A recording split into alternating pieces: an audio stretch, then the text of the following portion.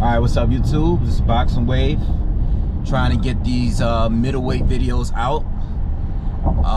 So Canelo beats Daniel Jacobs. What should he do next? Who should he fight? I did a little voting poll on my channel. Last time I checked early this morning. I'm sure it's a lot more votes since then, but for what I saw on the poll, I saw Demetrius Andrade. Out of the 5 options I had Andrade, I had Golovkin, I had Callum Smith, I had Jamal Charlo, and I had Sergey Kovalev. Kovalev was more like the fun pick, just to see what people are saying, people thinking out there. I think he was like the lowest. Him and Callum Smith was by far. I think they were like both 2 and 3%. They were like really low. But out of the 5, Demetrius Andrade was up 60% last time I checked. All right, and it was about 1,000 votes at that point. So safe to say that people want to see an Andrade fight, probably because of the fact that he is holding a title and they want to see Canelo be undisputed, or one of the fighters be undisputed. But being that Canelo's a more popular fighter, I'm assuming they want Canelo to be undisputed. All right, and that's my pick. Demetrius Andrade is my pick. I want to see that fight now. I know Canelo's been talking about 168. He just picked up a title up there, quick, easy title, beating Rocky Fielding. Beat him up, and you know there's other champs up there at 168. I know the talks has been with Callum Smith too. Callum Smith has been an option. That's a fight that's easy to make. He's with Eddie Hearn. He's with the Zone. Easy fight to make. You got Sergey Kovalev, whose name has been thrown around here and there by Golden Boy and Team Canelo. I think that's a fight that could happen because it's just another division that Canelo hasn't won a title in.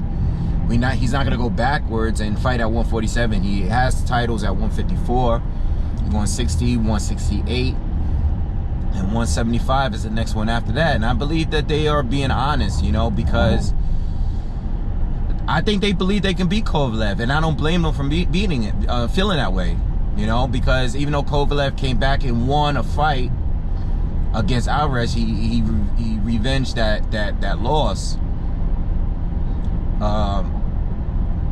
He avenged his loss. I'm sorry. The cat is out the bag. It's like people know how to beat him, and I know he's with Buddy McGirt, and you know I know he did good job boxing Alvarez, not going for the KO, but still there's a way to beat Sergey Kovalev, you know, and Canelo and his team probably sees that. I don't think they called his name out specifically for a reason. I think these guys believe that they can actually win that fight. So in the order of what I want to see, me personally, I would rather see Demetrius Andrade get the shot first. He has a title. I know how people will say that he's unproven. I mean, clearly he doesn't have the resume that a Canelo has, or a Danny Jacobs, or even a Golovkin. He doesn't have the resume as those guys, but you know, I mean, he's holding a title, and I think he's a very good fighter, and I think he would be troublesome for Canelo. Now, I think Andrade will be, offensively, I think he would do well against Canelo. Defensively, I'm not too sure. Because even though Daniel Jacobs didn't, you know, he didn't bring the fight a lot of us believed that he was going to bring. You know, I think Canelo won pretty clear. Even though I gave Jacobs 4 or 5 rounds there, I think the rounds were easy to score. You know, I thought Jacobs was going to do a lot more than what he did. And I would expect more from Andrade, because Andrade is not afraid to let his hands go ever. I mean, that's all he knows how to do, is let his hands go. All right, solid defense, but not on the level of Jacobs. I think Jacobs' reflexes are better. I think he's a better defensive fighter. He moves his head a lot more. He slips punches well. Andre is more of a blocker. You know, he doesn't slip the punches as well as a Danny Jacobs or even as a Canelo. Definitely not on the level as Canelo. So he's there to get hit. But I think outside of that and some balance issues, he has a great arsenal offensively. He's gonna bring the fight to Canelo, and that him being a southpaw, very good straight left hand, good power, good volume too. Tough fight if you are going late with him because he's not a guy that slows down too much. All right. So I would love to see that fight. I think that's the best fight that could be made right now, and the most meaningful, being that he holds a title. Always want to see an undisputed fighter first. Now, me personally, out of those fights, that's what I want. But after that, I would take the Jamal Charlo fight. I wouldn't say I would take it. I would want to see the Jamal Charlo fight more than any other fight of the ones I just named. Just because it's something different. It's something different. Triple G, yeah, it'll probably make more money. All right. They had 2 fights already. Both were close. I think Triple G definitely won the first fight. I think the second fight is the one that's a lot more debatable. All right, I've gone back and forth with that fight. But the first fight, I think Triple G won. So I think he's deserving of a third fight. It's just that I don't want to see it as much as the other 2 fights. You know? It would be a great fight. I think the third fight would be similar to the second fight because Canelo's already felt his power. Canelo has been fighting he's been taking fights. This is his 3rd fight in a row where he's coming forward and his opponent is moving on his back foot. We never seen Triple G fight a full fight moving on his back foot. Not even a half of a fight, you know? Daniel Jacobs fought on his back foot for the majority of that fight. You know, we all know what happened with Rocky Fielding. So Canelo is becoming a pressure fighter. A pressure fighter that doesn't throw that many punches, but still a pressure fighter, you know? It's walking guys down and countering. So I would like to see the Jamal Charlo fight a little bit more. He is the mandatory for the WBC, so I want to know how long can Canelo avoid that? You know, we already know how the WBC operates. You know, they're not great at enforcing things unless they really want to do it. They pick and choose what to do when it comes to their rules. But I would like to see Jamal Charlo. Third, I would put Triple G. I'll have a Triple G rematch before seeing the Callum Smith fight. Callum Smith fight is cool. I like the fight. I just don't care for the whole 168 thing like that. I'm not a fan of the division there that much. I don't think that the talent's there is as good as the guys at 160. I just think they're bigger. I think there's smaller guys that should be at 175, but 175 is much tougher. So they're settling at 168. That's just my personal opinion. There are good fighters up there. You got good champions up there. I just don't think that they're on a level as 160 as far as talent, and not on the level as the guys at 175 who are bigger and more talented, in my opinion. But Billy Joe was up there. And there's a reason. I see a couple of comments, people were saying Billy Joe. There's a reason why I didn't include Billy Joe. Billy Joe, in my eyes, screwed himself when he popped and failed the drug test against Andre. Fight that was a big fight to me. I really wanted to see that fight. I really wanted to see Billy Joe get tested. I really wanted to see Andre get tested. It was just a good matchup, a fight we really needed to see, and Billy Joe screwed it up. And I just don't like giving guys that failed test passes, especially when they fail these tests and they're like right back in the ring with not much of a punishment. You know, and I'm just like, you know, I'm getting tired of it. I'm getting tired of it, man.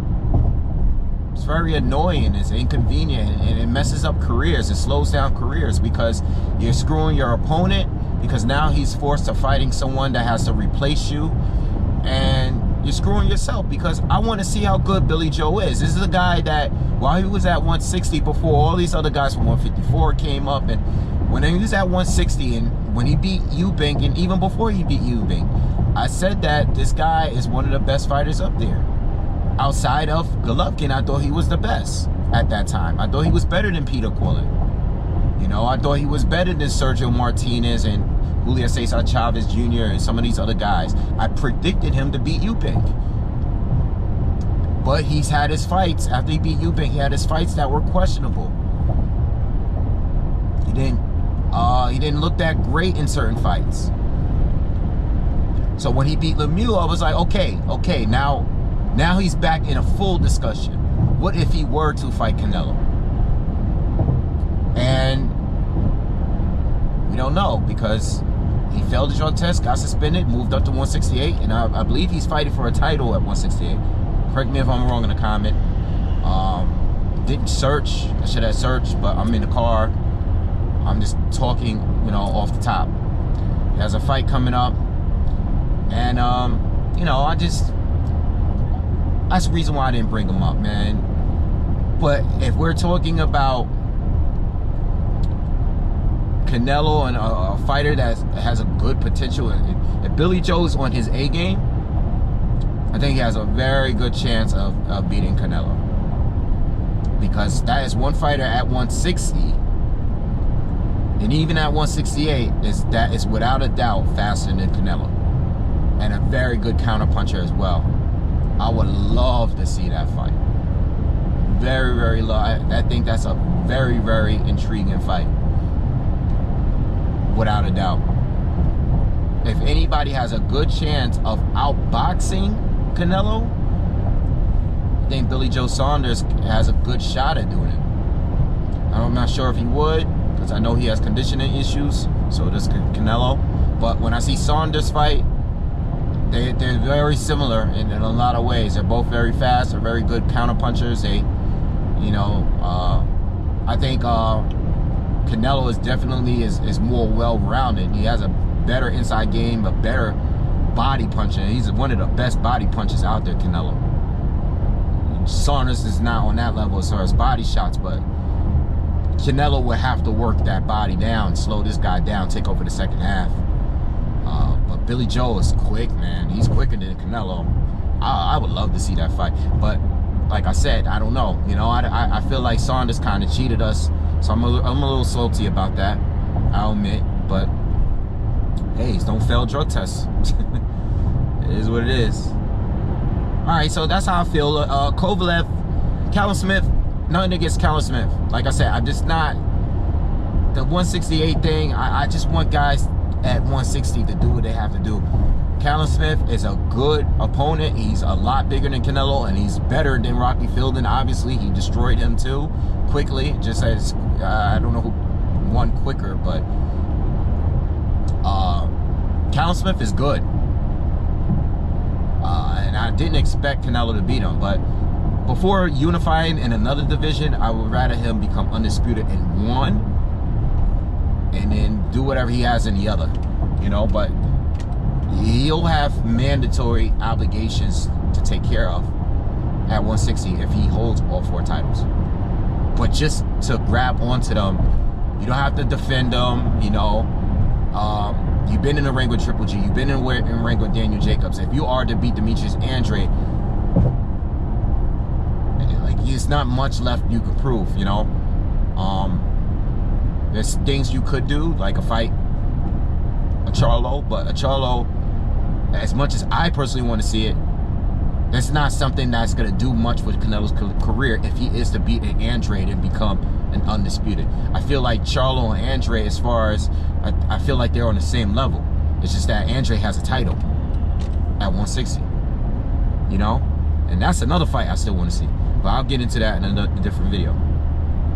But, yeah, man, that's how I feel about Canelo.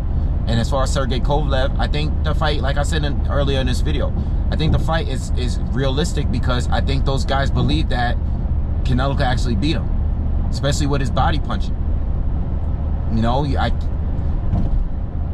you know, as long as there's no catch weights, you know, you fight at 175, fight at the true weight, do what you got to do. But Canelo's a very good boxer, you know. But you know, Kovalev has already got plans of fighting Anthony Yard, so we'll see what happens. But I think that's just something they threw out there just in case. All right. So anyway, that's my thoughts on Canelo and what he should do. I think Andrade should be the #1 priority right now. But if it's not Andrade, I'm pretty sure it will be Triple G.